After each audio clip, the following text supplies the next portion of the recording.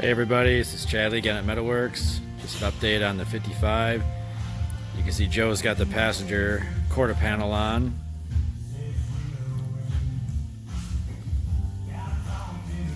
Then he moved on to rust repair on the front fenders. The eyebrows on these are really rotted. That's where the most amount of work was required.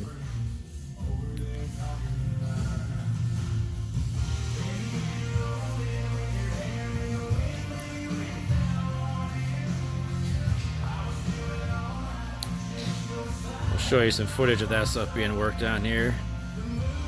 But that's where we sit at this point.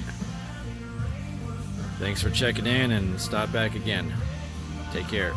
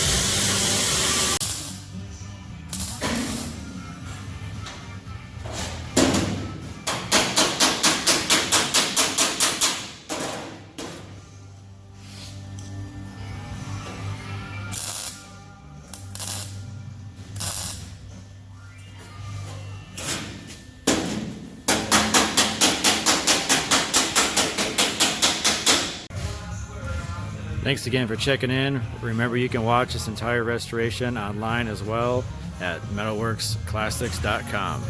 Take care.